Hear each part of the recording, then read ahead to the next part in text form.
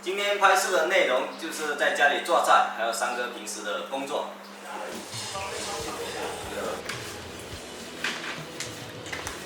这把擦湿一点，等一下不会反光。今天直播教大家做翻沙芋头，我要下芋头了，捞起来复炸一下。那现在这个芋头就呈现这个金黄色，非常的漂亮。行，接着来吧。翻沙的比例，糖跟水的比例是最重要的。我个人的习惯，我喜欢糖跟水的比例是2:1。锅里的糖浆已经越来越浓稠了啊！不要看着它冒着泡泡就马上倒下去。下一步，把葱花倒进去，烤散它，立马关火，下芋头，快速翻炒，关火哦，关火翻炒。等下温度下降，它就出沙了啊！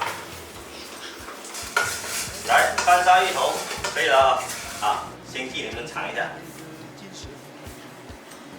打埋啲狗旁店辅导来块，不行不行，太甜。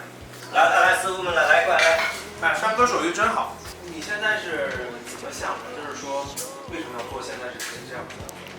其实这也是非常的偶然的一个机会，因为我之前在广州那边上班，然后15年回潮州创业，当时只是为了卖家里的农产品。说实在的，刚开始做的时候，前半年基本生活都很难维持，每天拍3楼视频，夏天40度的高温，我们都去鱼塘里面捉鱼啊、拍摄啊，跟我老婆2个人，她拍，然后我出镜，然后拍完回来，我们晚上还有剪辑，有时候剪辑到半夜2、3点都有，因为我是坚持每天去更新一个视频的。你的团队介绍一下，大概是这样。团队是从2020年那时候刚刚疫情爆发，身边的很多朋友啊，他们就是那时候都在家里没有事，然后加上我做了差不多2年的自媒体，各方面都已经开始步入正轨了。邻居的一个朋友叫他来加入我的团队，不管做什么东西都是贵在坚持，就坚持做下去。但是你坚持的东西必须要有意义。拍一个站，然后就拎起来。你先站上。加蒜吗？加南姜末。南姜末。